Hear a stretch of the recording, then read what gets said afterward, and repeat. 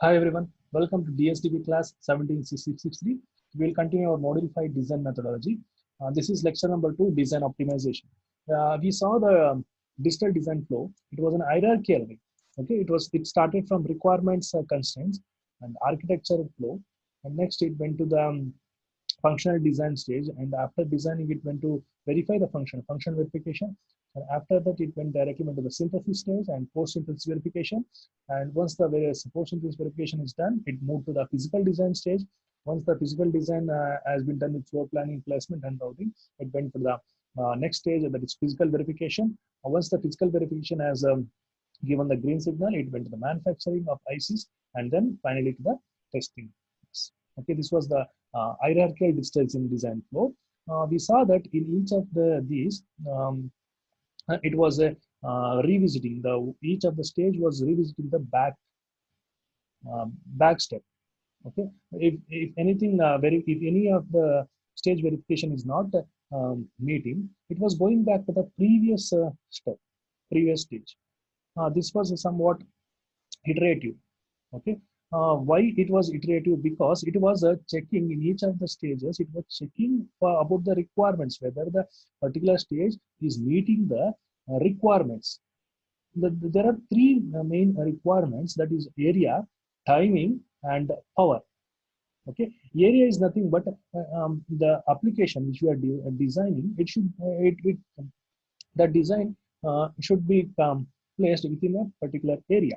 Okay, whatever the blocks or whatever the cells we used to design, um, we used to design, that design uh, should be able to use only those types of only those cells and those blocks which are which works better, and also which fits in that area.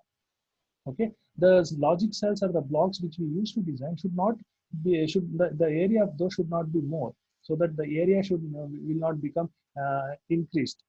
Okay, and also those the cells which you use should be able to give the result at the expected time. Okay, and the connections we do, the connections also should be able to meet the timing.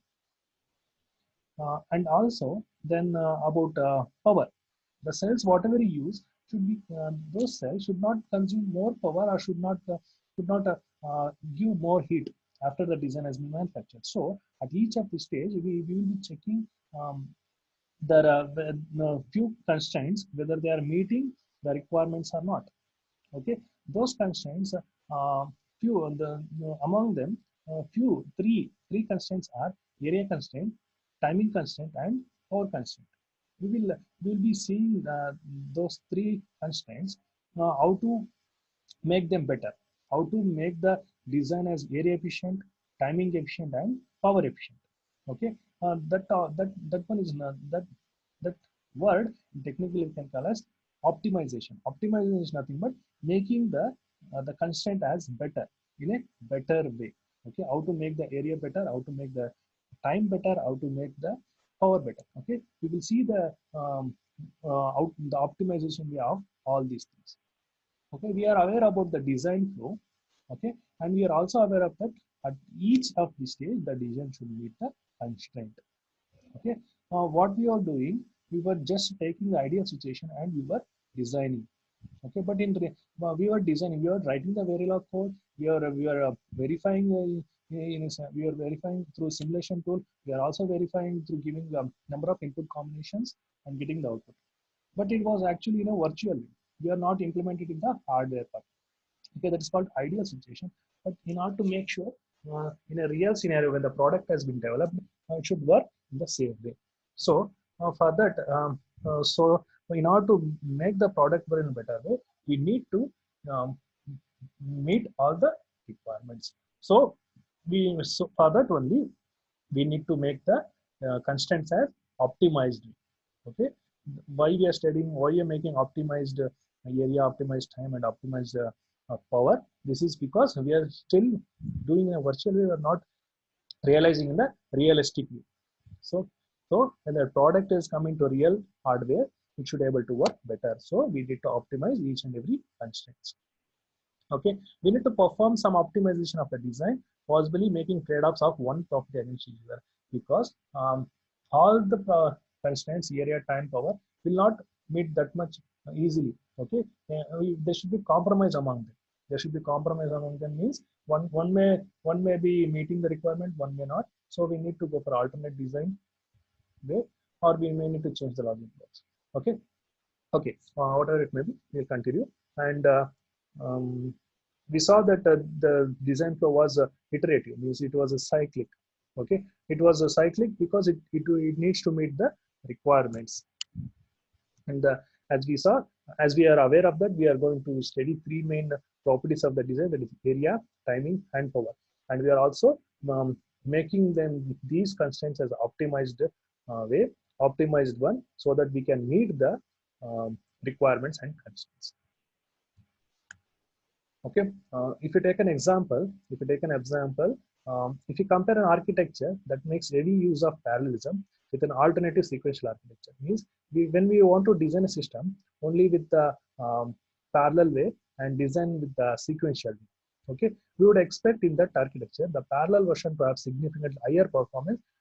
Okay, and obviously when we when we're expecting the output the parallel, obviously the device will work in a better way. The sequential will be lesser. But when we make the device works in a parallel way, it means we are giving each signal, whatever the input signal, whatever the output signals are there, we are making parallel. Means we are giving one wire connection to each of the pins and ports. So the wire extra comes, and it means area coming, and also the cost of that will also increasing. Okay, if you go for a sequential way, it may be slower, but we'll be having one long wire, but the cost will be less, but it will take less area. Okay, this is just an example about how area can increase. Okay, when we take a design and we go for a parallel way connection and a sequential way connection, if we go for parallel way connection, obviously the more number of wire connections increase and more number of area will be taken. This is just an ideology about how the area can be increased and how the area will be increased. Okay, if you are concerned about minimizing area, we will go for sequential structure. Okay, in sequential structure, we will require only few number of wires, or maybe possibly only one wire instead of multiple wires. Okay, however, that might not meet the performance constraints. If you move to the subsequent stages of the design flow, we are generally less able to affect the properties of the design to such a degree. If fine tuning is insufficient, then we need to revisit earlier stages to make more substantial changes. This is what we were trying to know in the previous slides, that each of the stage was cyclic, means iterative. When one particular stage is not meeting the requirement, obviously we go back to the previous stage and we check to and we will try to modify the design or modify the any expressions such that then the upcoming stage can meet the requirement. So that is why it was a cyclic. So the cyclic was to make the modifications in the previous stage and make sure the next stage works. Okay, we'll start one by one of these constraints. The three the three constraints to be optimized are area optimization, timing optimization, power optimization.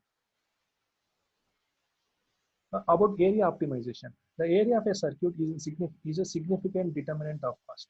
Obviously, if the area is more, cost will also become more. Why? Because we saw that the entire IC will be manufacturing on a silicon wafer. Okay, silicon wafer, right? That silicon wafer cost is more, and that is not the reason. That IC manufacturing process needs to undergo many steps. Okay, if the more number of components are there, it will take more time for wafer fabrication. Okay, okay, we will see. The circuit of the area is the area of a circuit is significant in determination of the cost. Okay, the cost of fabricating the circuits on a wafer must be apportioned among the chips on that wafer. It's saying that on a single silicon wafer we will be manufacturing, we will try to fabricate most number of ICs, more ICs on it. Okay, why? Because it is the IC manufacturing process is a cost effective. Okay, if the chips are larger, it will take larger share of the wafer fabrication cost. It means In a circular, on a silicon wafer, if the area of the chip is more, then entire silicon wafer will be filled with less number of ICs to be fabricated. Okay, if the less number of ICs to be fabricated, then the cost for producing particular IC will become increased. For example, if you want to manufacture an IC of about 100, let's say in the manufacturing of AC of about 100 numbers, when the each IC size is more, and because of that size on a silicon wafer we can only place 50 number of ICs on a 50 number of ICs on a wafer. Then we need to undergo twice IC manufacturing process for 100 number of ICs. Okay, then we are manufacturing 100 number of ICs in a twice a number by paying twice. Okay, by paying double amount. Okay, instead of that, if we concentrate on minimum area and minimize the and use the area efficient cells in a design, then we can accommodate on a single wafer 100 ICs. Okay, then we can go for manufacturing process of at a one manufacturing cost. Okay, if you don't concentrate on the area of area while designing, then it, as we taken an example of placing 100 ICs on a single wafer, and it's taking 50, and it's taking only 50 number of ICs on a single wafer, then we are going to two times IC manufacturing process, and the cost also becomes double. Okay, this is just an ideology about what happens if we go for IC larger chips. Okay, further, since chips are rectangular and wafers are circular, larger chips leaves more wasted area near the edges of the wafer.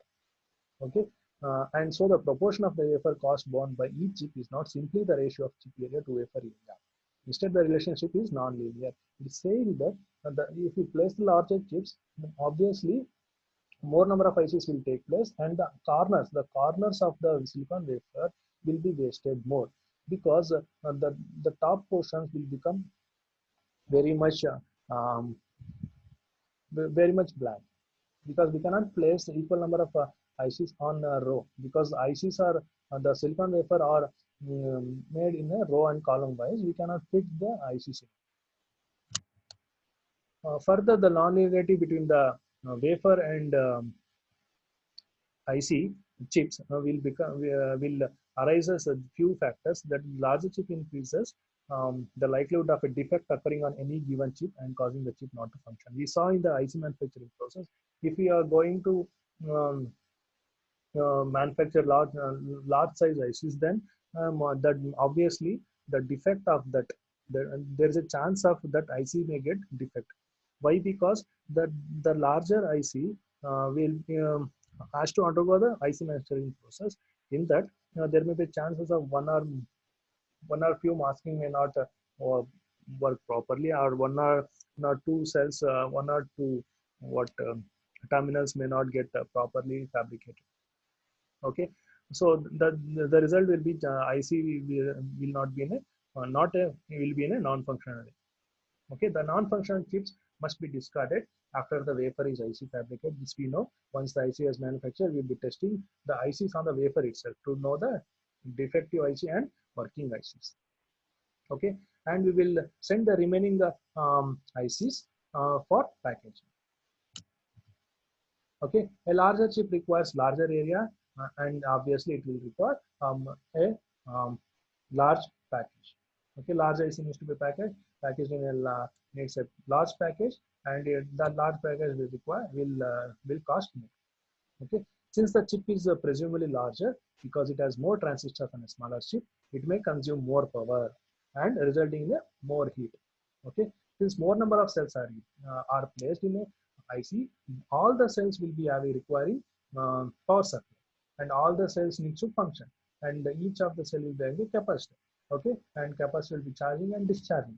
Obviously, if more number of cells are there, and there will be more number of charging and discharging take place, and the device should be turned on for a long time, and it consume more power. When the device is turned on long time, it will dissipate the more heat.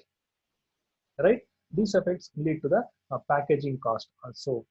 Okay, in ideally, the large chips, large IC chips, will leads to larger area. Okay, for circuits that are implemented using multiple package chips on a PCB, the cost of the system is likewise sensitive to area for many similar reasons. Since we are on a PCB, we are placing large ICs, and such large ICs are placed, the PCB will require a large PCB. The cost will also increase. Okay, PCB are also subject to defects during manufacture and assembly.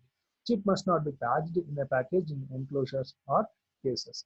For both chip and PCB designs, the manufacturing, packaging, and testing costs are largely behind our control as designers. Because we designers, we are only describing the functions. Okay, we are not about the hardware. Okay, obviously we know that the IC manufacturing cost is more. Okay, if the ICs are of large size, obviously the packaging cost also will become increased. If if the more number of ICs are involved, the testing costs also increase. Okay, in turn, the manufacturing cost increases, packaging cost increases, testing of IC also increases. Okay, but this is not in our hand. The we designers, we what we can do, we can optimize the area. We can use the small size cells which small size cells which use the same result. Okay, for example, we can use a when we are designing an adder, we can go for a small less number of components used adder.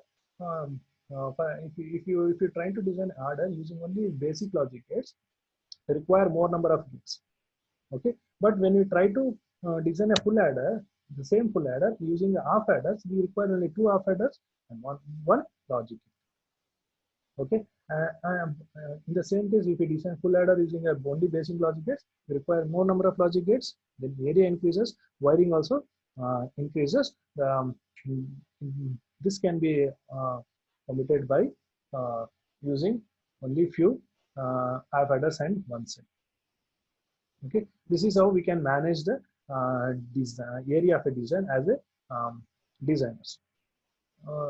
Just an example, if we use the small size cells which perform the same function, we can get reduced. Okay, how to optimize the area at the different design flow stages, we will see. At floor planning stage, our goal is to find an arrangement of the blocks to minimize the area. We saw in the floor planning what we are doing in the floor planning. We are placing the logic blocks inside a given area. The placement of logic blocks such that we will place whichever the blocks which having input pins and output pins near the boundary of the chip, and whichever the and we are placing standard cells where the place required for interconnection. Okay, we can also do some floor planning at least at the preliminary level as part of the partitioning step of architecture exploration. Okay, consideration of how the blocks of a partition design can be arranged on a chip may exclude some candidate architectures as infeasible and may favor others that have less area. This is about floor planning stage, and at the partitioning step, we can estimate the number of pins. Okay, that will be required for the chip. Okay, since that will influence the floor plan.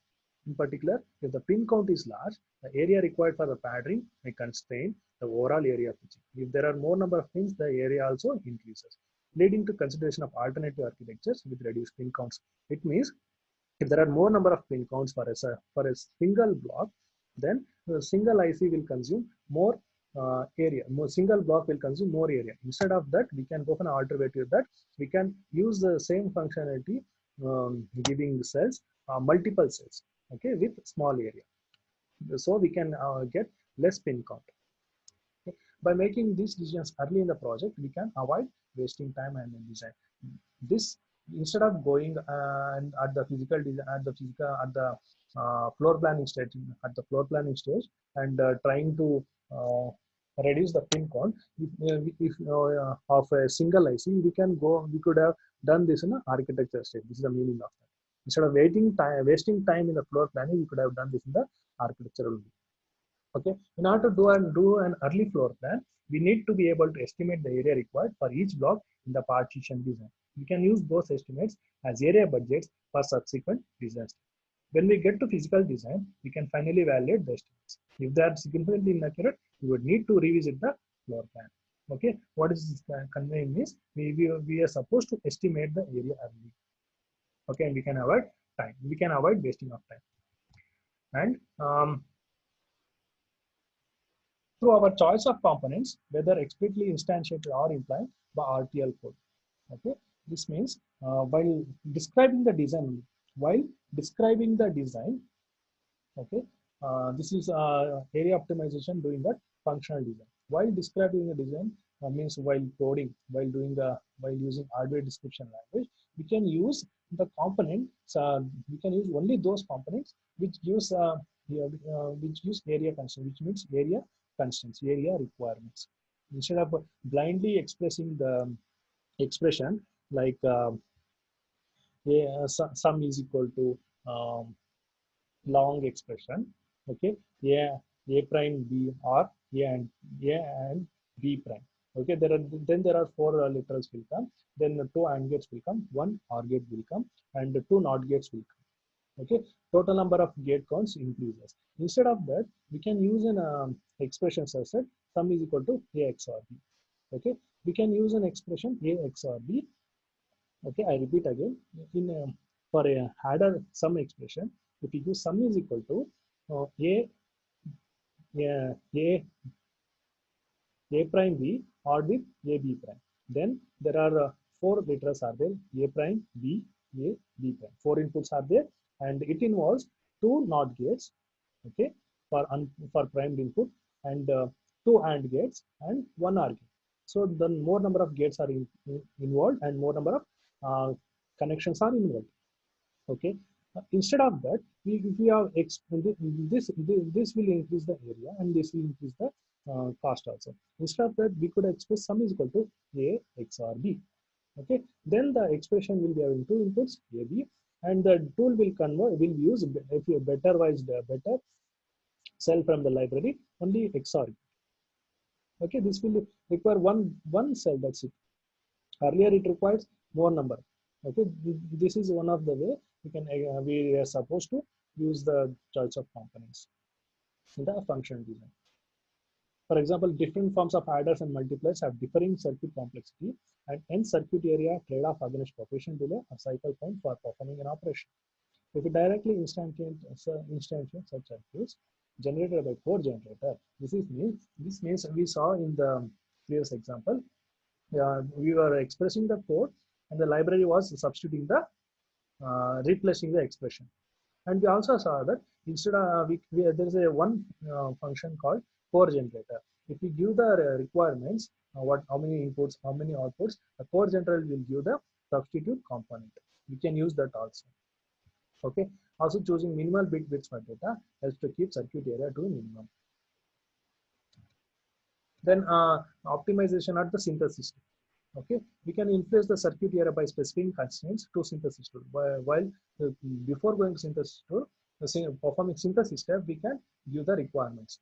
We can specify the inputs, outputs, the number of literals involved.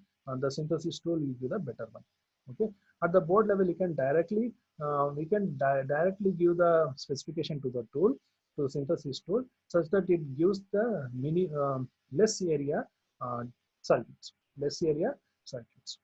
Okay, to use the additional effort to optimize the design instead of reducing turnaround, we can give the specification to the synthesis tool. In the case of hierarchical structure designs, you can direct the tool to try to optimize across block boundaries, possibly combining components from different blocks in order to reduce area. The synthesis tools vary in details of how such directives and ints are specified. Okay, most allow us to embed specifications in the RTL model itself.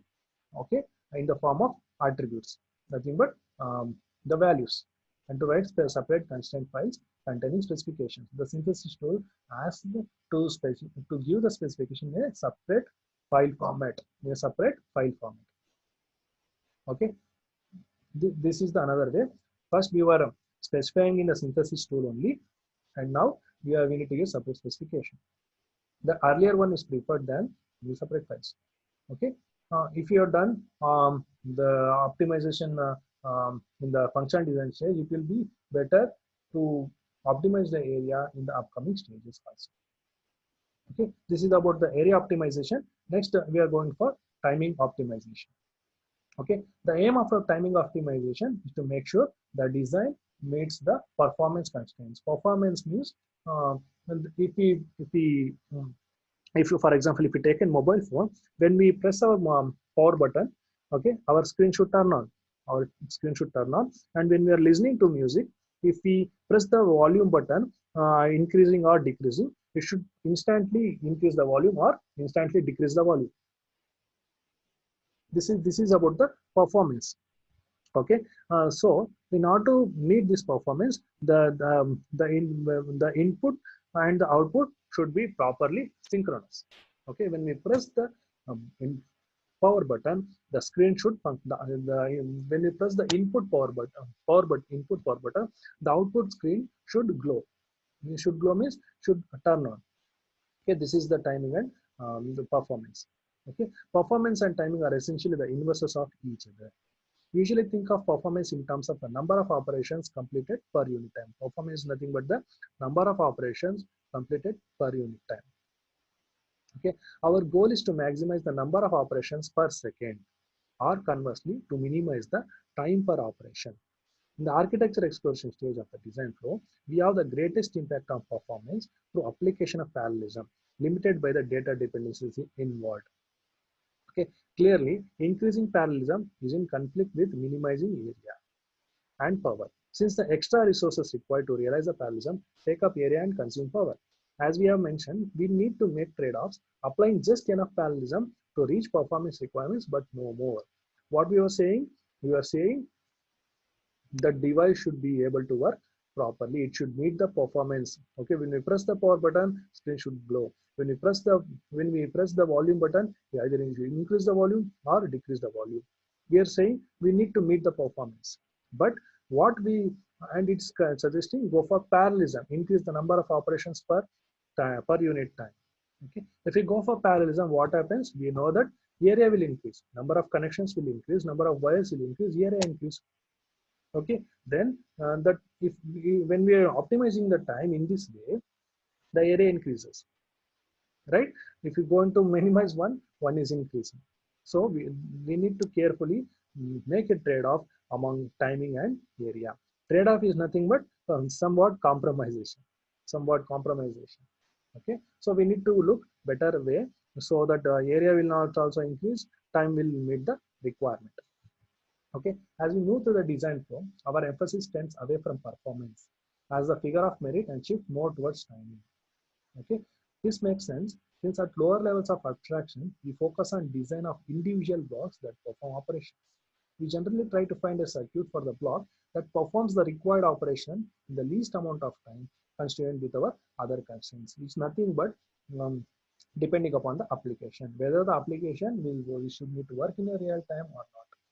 Okay, when the application is supposed to work in a real time, like a washing machine, mobile phone, then each of the input button and each of the output button should be synchronous. They should work properly. If we take an example of our computer or laptop, when we are typing some document in a Microsoft Word, when we press the key, the key should be displayed on the application. Or when you press the power button of a laptop or a desktop, the device should be able to turn on. Okay, or if you press the Windows button on a keyboard, the button should display like this. Okay, this is what this is conveying. Okay, as part of performance analysis of computer architectures, we need to make estimates of the clock frequency that can be achieved. Alternatively, the clock frequency may be specified as a period earlier to the external requirements.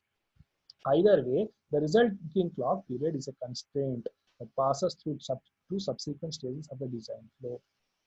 Okay, the clock period constrains the propagation delay on combination paths through the register transfer level circuit.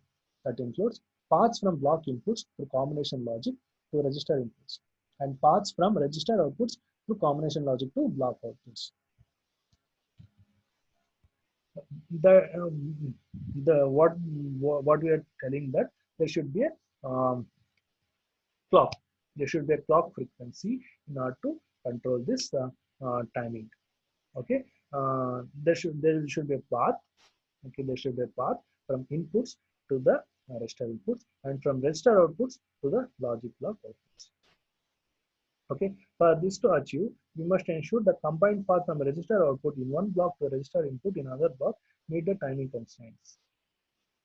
Okay, we need to go for a timing budget in order to meet the timing constraints.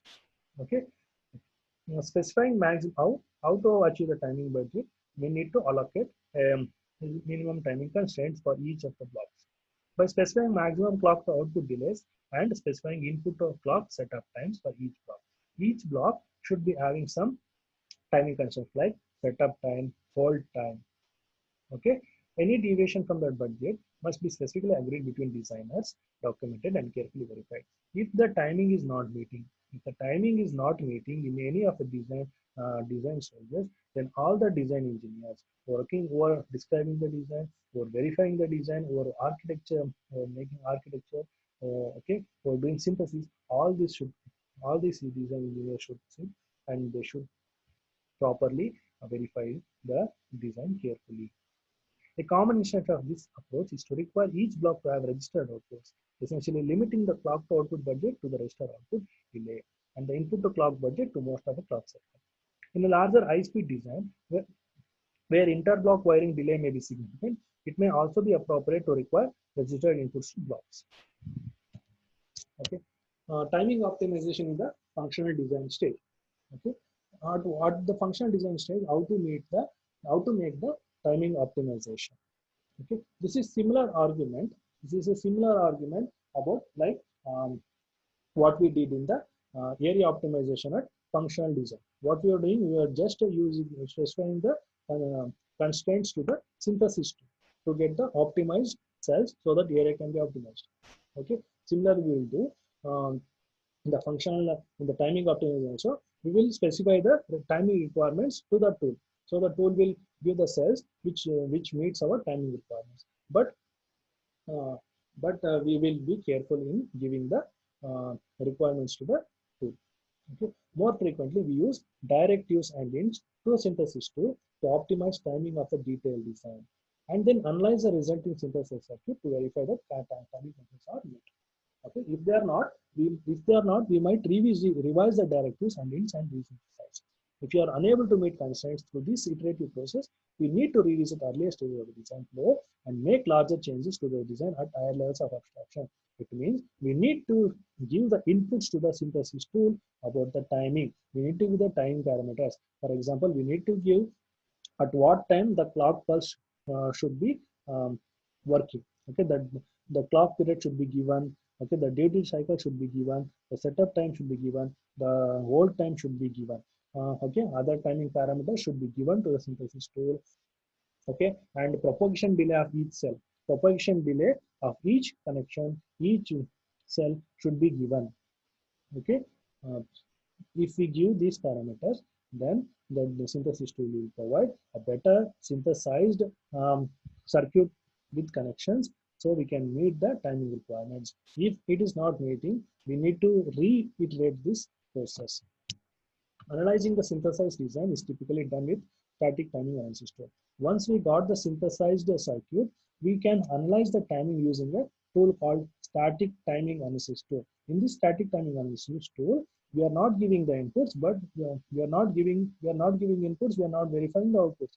But in static timing analysis, as the name says, static timing means we are checking only the timing requirements. We are checking the propagation delay, whether the input and whether the given input is properly occurring at the output. We are not worried about whether the output is correct or not. We are checking that output is responding or not. Okay, if you press the power button, Windows button, this dialog box should come. Okay, if you press escape button, okay, it should exit the uh, uh, this one slide mode. Okay, if you press the current slide mode, it goes. This is how we are checking only whether it is reacting at the respective time or not. Okay, we are not verified, we are not giving input combinations, we are not checking output combination, we are checking only whether the output is responding at the expected time or not. Okay, this is about the static timing analysis tool. After once we got the synthesized linked list, we can use static timing analysis tool to check the timing. Okay, this static timing analysis tool uses the wire load models. Wire load models is nothing but will be the wires means it will be having a some predefined capacitor value, resistor value means tau equals RC. It will be having this specification list. Based on that, it will check. It will be analyzing the timing. Okay, since the design has not been placed and routed at this stage, the delays due to the lengths of wires can only be estimated. Okay, moreover, the actual propagation delay of each library component and the load on each wire may vary as a result of mapping the design to technology specific components. Okay, this is just verifying with respect to the estimation. The static timing analysis tool aggregates means it gives the summarized result. It gives the summarized results whether the design is meeting the timing or not. The tool aggregates the delay through combination circuits and wiring between successive registers. It thus identifies the critical path, the design, and determines whether the clock period constraint is met. The last two paras are nothing but static timing analysis tool. The static timing analysis tool will check the timing requirements of a design. It performs the timing requirements. It calculates the delay from wire to wire, from cell to cell. Okay, from pin to pin and cell to cell like this. And after it checks the timing, it will give a report. Okay, it will give a timing analysis report. In the timing analysis report, each block timing timing information will be given. It will give the device is meeting the timing requirement or it is not, it is violating the timing requirement. Okay, it will give a summarized report. Okay, this report will help in fixing the timing of the cell. This helps in making the device timing optimization. Okay, in the physical design stage, we can fine tune timing by choice of placement of components and wires. In physical design stage, what we are doing, floor planning, placement and routing. We are placing the logic blocks in such a way that the input pins are the blocks which should be connected to pins are placed on the boundaries. Okay, so we are just doing the placement is better way that to meet the timing requirement, area requirement, and power requirement. Okay, since this process, this physical design process, floor planning, placement are all time consuming. This is very computational. So we can go for a help of a EDA tool due to automatic placements. But this is somewhat timing consuming and some effort should be required. Okay. Once the physical design is performed, it is possible to extract accurate delay values for components and wiring. Once we place the cells, once we establish the wiring connections, we can check the timing analysis at this stage also using the static timing analysis tool, and we can get the report. And we can fix the timing. We can make the timing optimization by repeated circular iteration process. Okay, if they are not, the timing was not met, we can revisit the earlier stages, functional design stage, functional verification stage, synthesis stage to improve the timing of the circuit. These complexities will increase. Okay, if you are not carefully describing the design and if you are not carefully specifying the inputs to the tools, then these problems will occur. That is at the physical design stage also the timing is not meeting. So we need to go back to the previous stages and we need to we need to redesign. So this is what time consuming. Okay, that is about the timing optimization. Next is power optimization. Power optimization is more important because the device should not consume more power and should not produce more heat. Okay, because whatever the device we are manufacturing, the device will be a portable device or a device will be a complex working device. Okay, in those devices, power is a major concern, and the heating was also more concern. So power should be optimized in a better way. As digital systems have become more complex, power optimization has become a more significant concern in their design.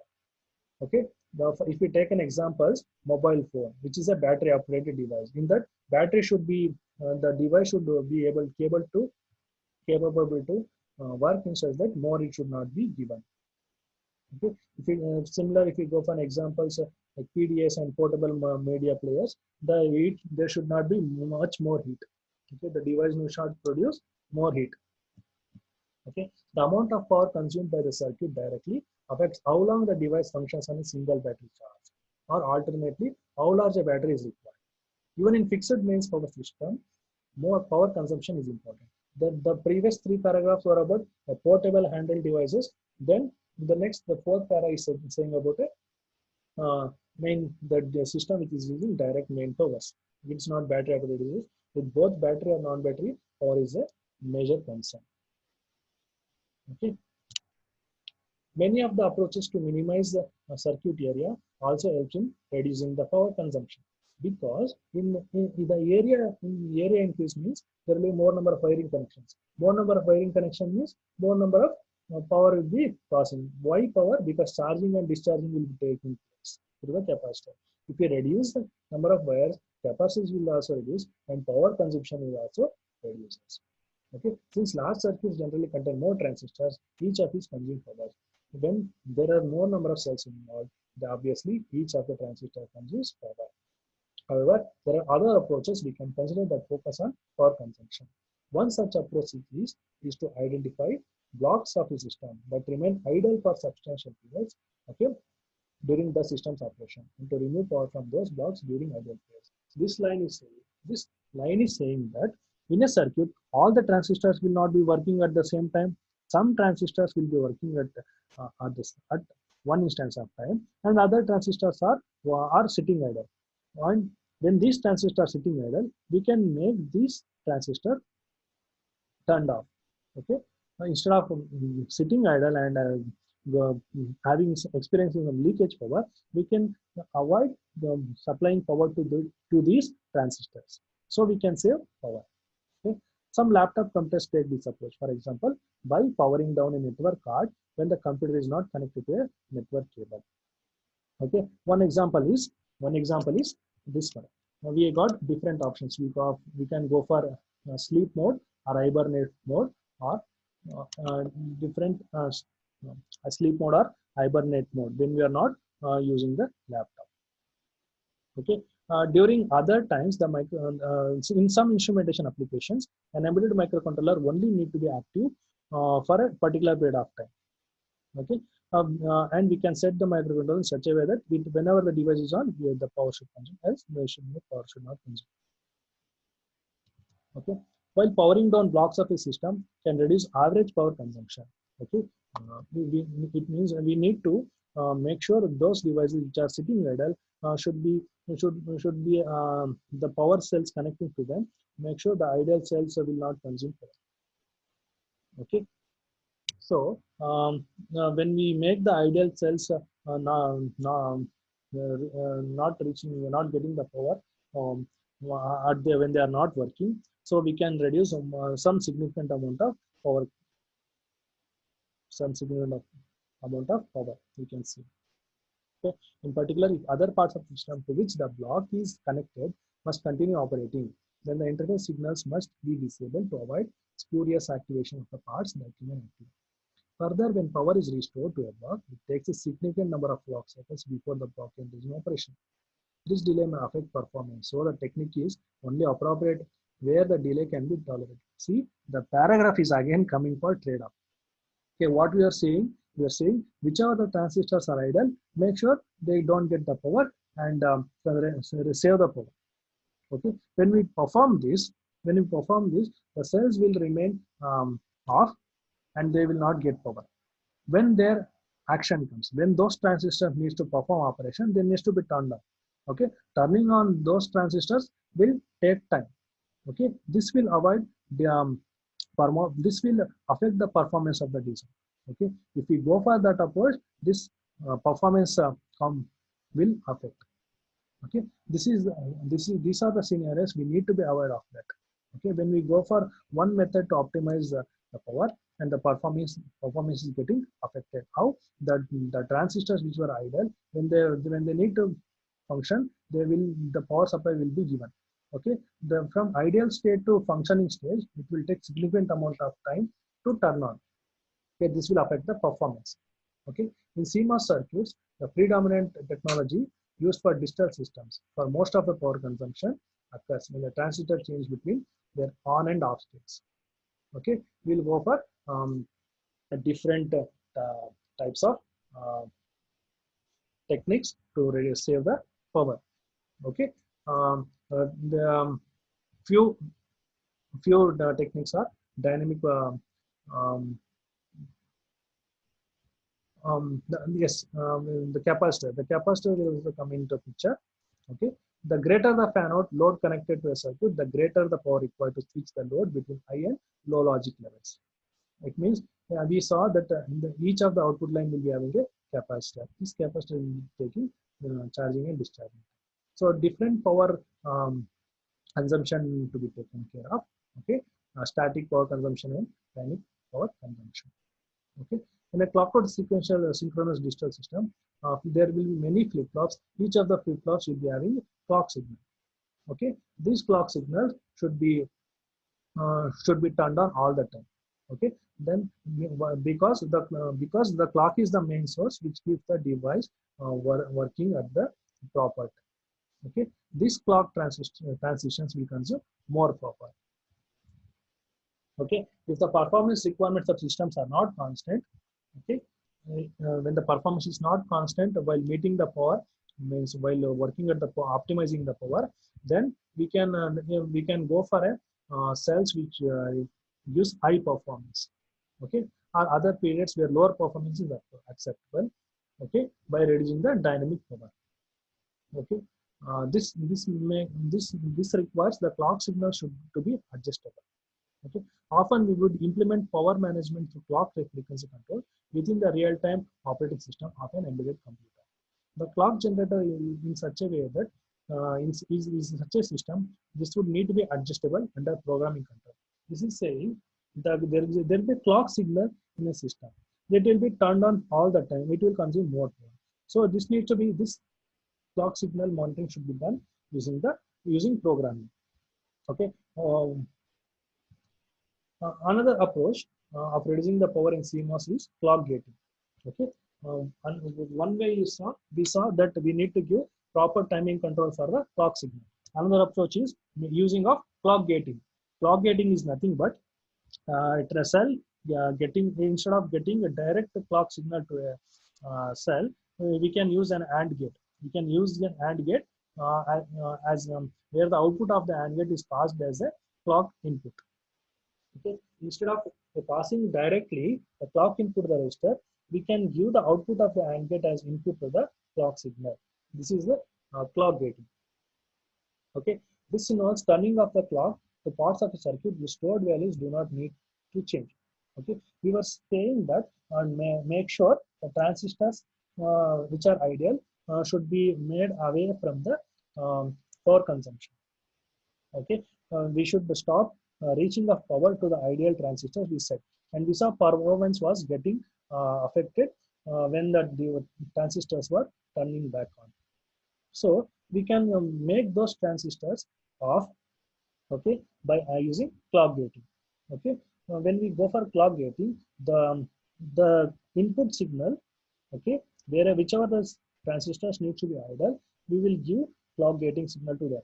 Okay, because the clock signal is getting the input from the AND gate output, means delayed clock signal is getting.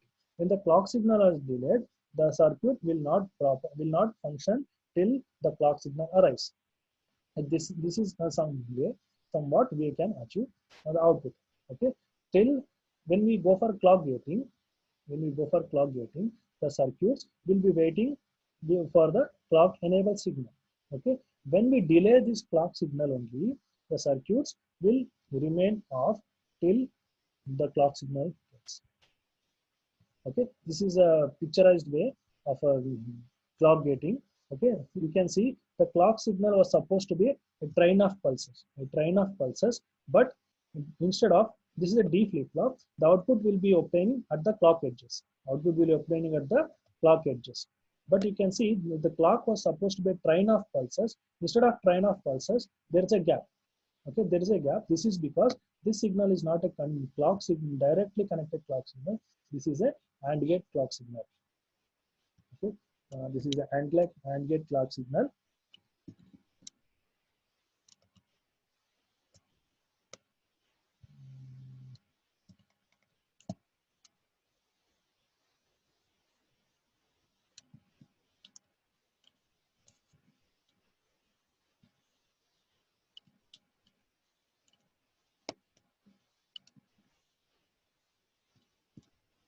Consider this. This is a signal. This we are supplying a clock signal directly to this. We are supplying a clock signal directly like this. Instead of that, what we are doing now. We are doing. We are passing the clock signal through an AND gate. We are passing the clock signal through an AND gate. We are passing the signal like this. Instead of directly, we are passing the signal through AND gate. Now the signal is passing through AND gate. Okay, this AND gate will require, will take some proportion delay. So the reaching of clock signal is delayed. Okay, why we are AND gate means only when all the signals are 1, the output will be 1. Right? Only when all the signals are 1, the output will be 1. This is the one of the clock signal. This will be the other signal. Okay, this will be the clock signal. This will be the clock line, and this will be the other output, other input line. Then the clock signal, what you are seeing, this will be the output from the AND gate. This AND gate will be requiring one clock input and other signal. So when these are 1, the output will be 1. Okay. Until then, we will not get the output. Until then, it will not get the output. The cell will remain, will not consume much power. Okay. This is the advantage of the clock gating. This is the advantage of the clock gating.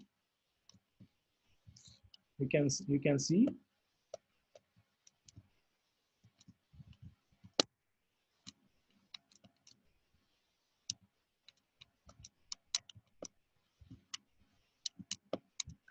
Okay, that is about clock gating.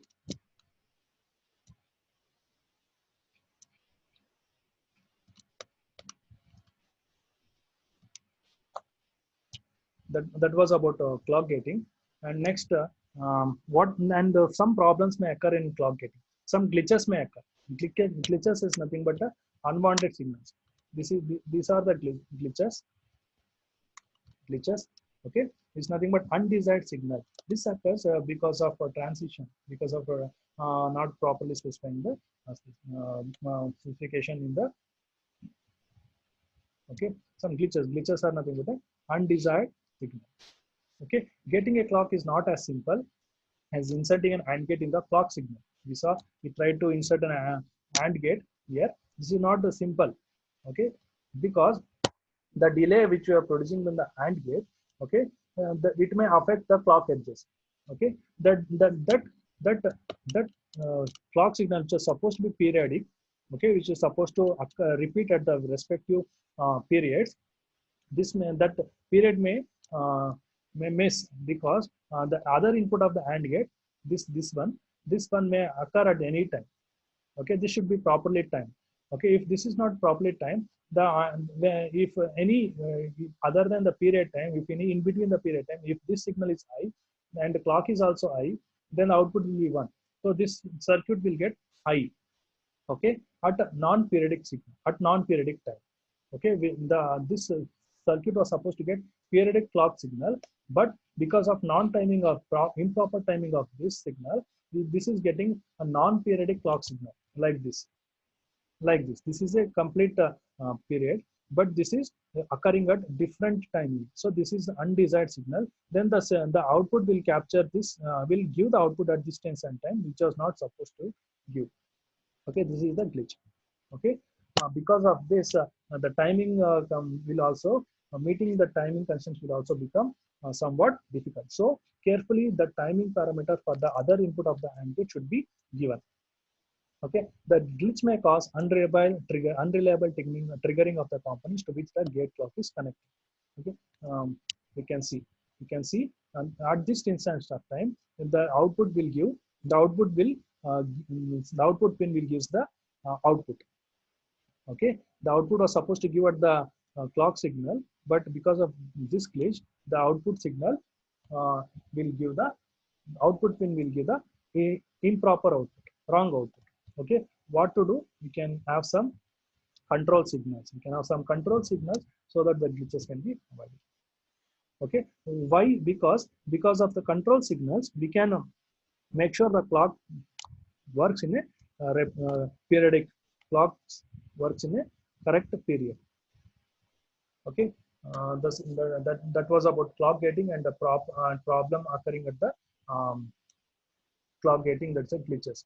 We can using of a control signal, we can avoid the clock. Okay, we will see. We will see. As with the optimization of other parameters, we need to perform analysis of a circuit design to determine power constraints, which has met in the final circuit node. The actual power consumption will depend on the clock frequency and other relative frequency of changes of signal values compared to the clock frequency. Okay, we are telling power optimization. How to do power optimization? Okay, at the different stages, and how to verify the power has been the design is meeting the power constraints are met. We need some tool, right? That tool is nothing called power analysis tool. The power analysis tool can estimate the circuit's power consumption based on the estimates of the clock frequency and other clock frequency and other signal frequencies. Okay, a good way to monitor that those estimates are that we need to monitor the good way to cross check all the estimates are we need to monitor all the signal values. Okay, all the signal values which are passing, which are getting at the respective clock edges.